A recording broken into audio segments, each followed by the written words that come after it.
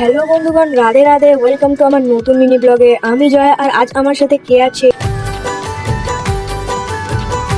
হ্যাঁ, তোমার আমার সবার প্রিয় বৈশাখী দি। যাই হোক, এর সাথে এখানে দেখা করলাম এবং খানিকটা কথা বলে এখান থেকে বেরিয়ে গেছিলাম আমাদের ডেস্টিনেশনে, কারণ ও আরো একজনের জন্য অপেক্ষা করছিল। যাই হোক, সেটা বলা যাবে না, কিন্তু আমি তো গুটি গুটি পায়ে চলে গেছিলাম আমাদের ডেস্টিনেশনে। আর এখানে আরো কিছু সিনিয়র্স এর সাথে দেখা হয়ে গেছিল, কিন্তু হঠাৎ করে আমার যে ব্যাচটা ছিল, মানে আমার নেম প্লেটটা, সেটা ছিঁড়ে যাওয়ায় আমি বৈশাখীকে দিয়ে আবার একটি আঠা আনতে পাঠাই।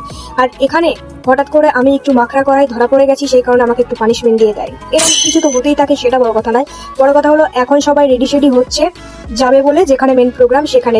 কিন্তু আমি কমন রুমে আমার ব্যাগটা রেখে এসেছি, সেই কারণে দৌড়ে আগে আমি সেখানে যাচ্ছি। আর এখানকার গেট, দরজা, জানালাগুলো এত বড় যে আমাদের 3 তলা 4 তলা বাড়ি এত বড় হয়। সেটা বড় কথা না, বড় কথা হলো কমন রুম থেকে আমি টুকটুক করে বেরিয়ে এসেছিলাম আর এখানে একটা ছোট্ট করে স্লো মোশন ভিডিও করার চেষ্টা করেছিলাম, যদিও সেটা হয়নি।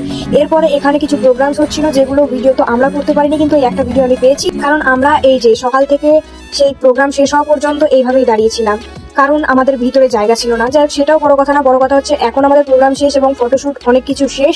সেই কারণে এখন আমরা চলে যাব বাড়ি, কারণ এরপরেও দাঁড়ানোটা আমার পক্ষে আর পসিবল নয়। যাই হোক, এরপরে বাড়ি চলে গেছিলাম, কিন্তু যাওয়ার পথে যে ভিডিও করতে হবে বা ভিডিও শেষ করতে হবে এরকম কোনোই চিন্তা ভাবনা আমার ছিল না, কিন্তু এই চিন্তা ভাবনা আমার বান্ধবীর ছিল।